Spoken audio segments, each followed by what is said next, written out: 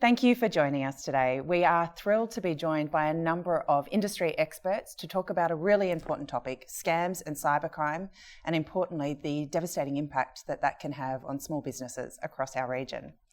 Joining me today, we have Cosi De Angelis, General Manager for Transaction Banking for our business and private banking within ANZ. We have Ruth Talala, who is our industry lead for scams, and David Lacey, General Manager for ID Care, a really important organisation here in our region.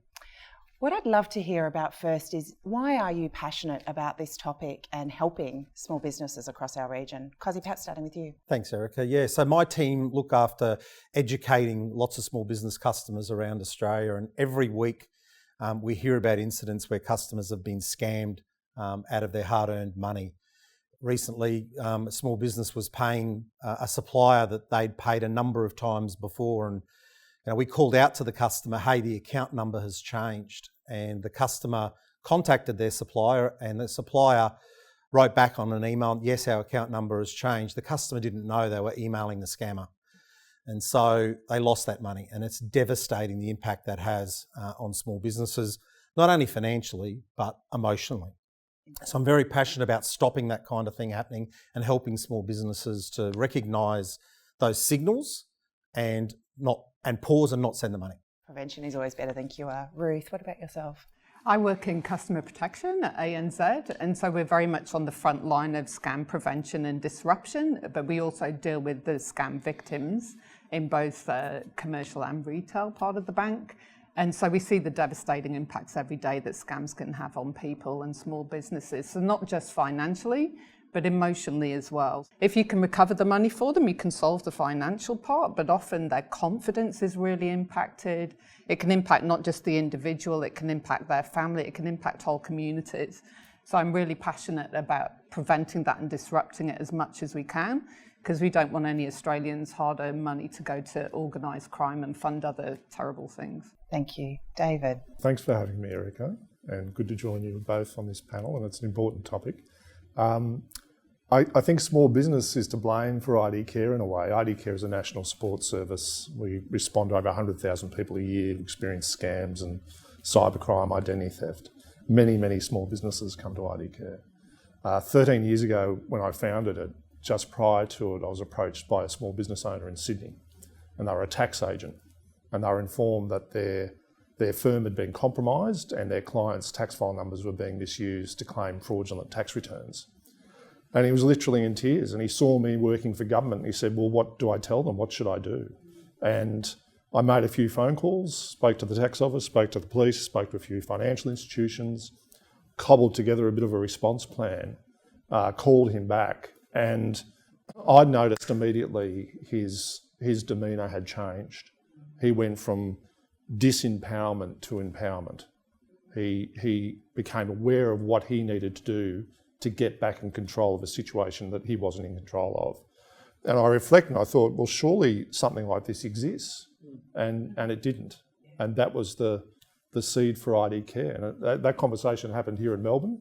So it's the spiritual home of ID Care. And but most critically, it was a small business owner that really lit the flame. And that was 13 years ago. And we've supported almost 1 million people since.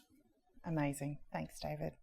So, Cosi, your bankers service a wide range of financial needs for Australian businesses. What are our customers telling us about when it comes to cybercrime? I think they're confused. There's a lot of information out there on how to be safe online. One of the things that I find that they're not au fait with or up to speed on is some of the improvements that banks have made in Australia. So, for instance, PayID, confirmation of payee. Confirmation of payee has seen a dramatic change in customers. Now, yes, we could be pausing or temporarily halting payments going to someone, but we're also saving people money. There's an incident recently where a customer tried to pay someone and the name was different. The customer did the right thing. They listened to our education material. They picked up the phone, called the customer and said, hey, have you changed your account number? And they said, no, we haven't. So immediately stopped the payment. So great. We've saved one person from making a huge mistake. So lots of information out there. And it's just getting through all that information, making sure they understand it. Yeah, absolutely. Perhaps picking up on your introduction, David, how are you seeing that change over 13 years from that conversation that started it all? Yeah, there's a lot of things that are the same and there's a lot of things that are different. I think scammers prey on people being ashamed and feeling embarrassed and not wanting to share their story. And scammers only succeed because you don't know what the scam is. So we're forever encouraging people to share their stories with family, with friends, with others that they're associated with to help reduce the incidence of scamming. I think the one thing I've learned over the 23 plus years I've been involved in this industry and within law enforcement, scammers continue to innovate and they will continue to evolve their practices. So it is important to lean on your bank and lean on other sources of information, whether government's putting it out or ID Care, just to keep abreast of what the new tactics are to protect yourself and your family.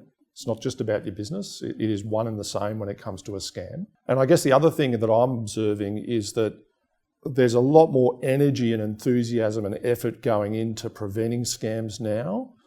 Banks are leading the way with that.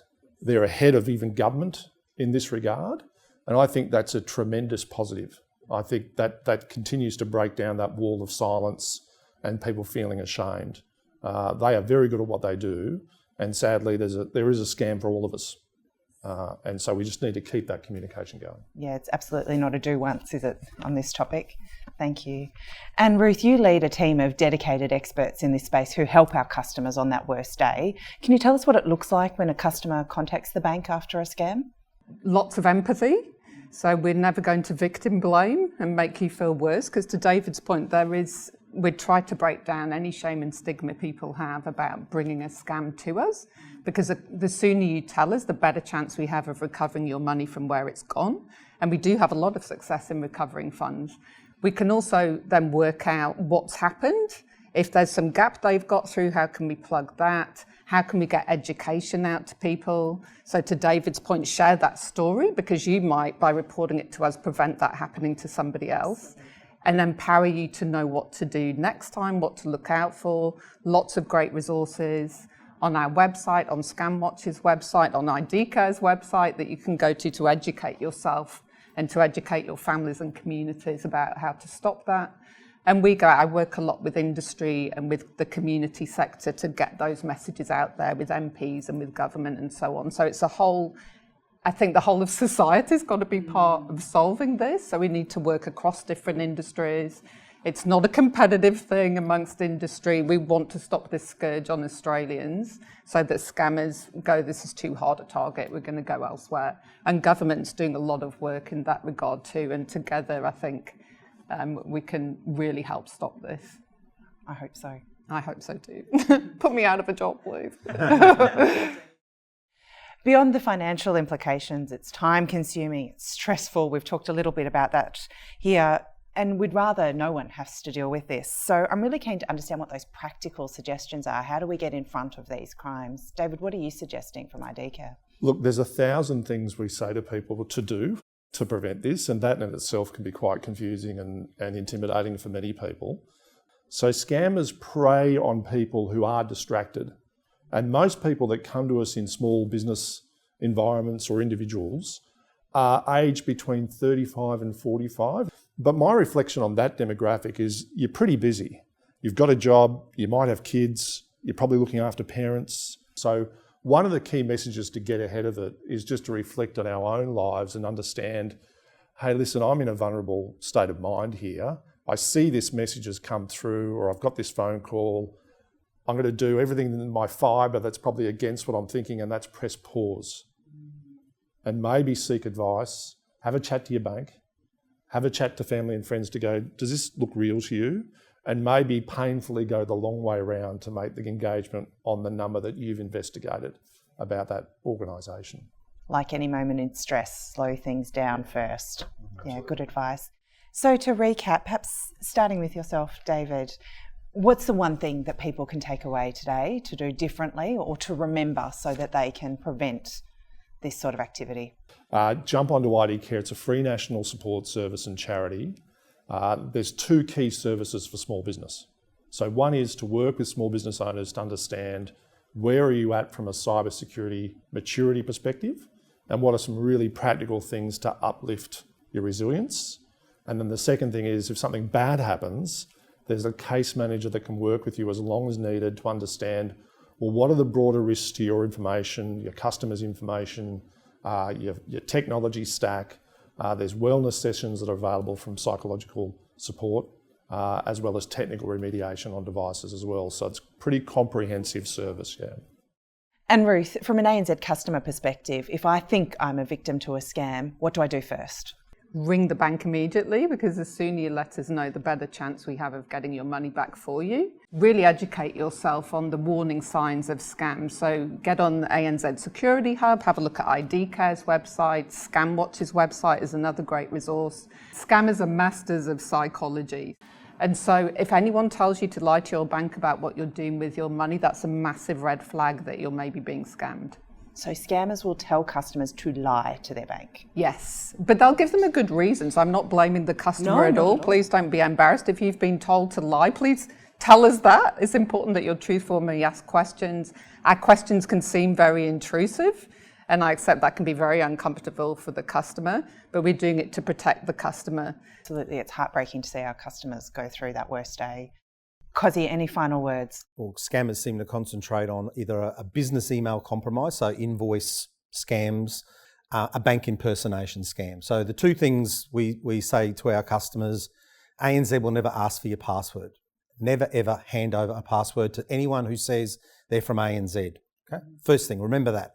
Second thing is, if you're paying someone, if the account number has changed or it's the first time you're paying them, do not make the payment until you've rung that person on a phone number that you know. Not the phone number that's on the invoice, not the phone number that's on the website, on a phone number that you know for that company. Always call them and make sure that their account number is correct. And then save that account number on your internet banking platform, because then you know if that account number has changed the next time you have to pay them. So most of the scams we see for small businesses hit those two vectors. So if we can get that through to small businesses to, as David said, pause, make the phone call, just make sure that the payment is legitimate, that would save a lot of time and money for small businesses. Thank you very much for joining me, and let's hope we can make a difference. Thanks, Erica.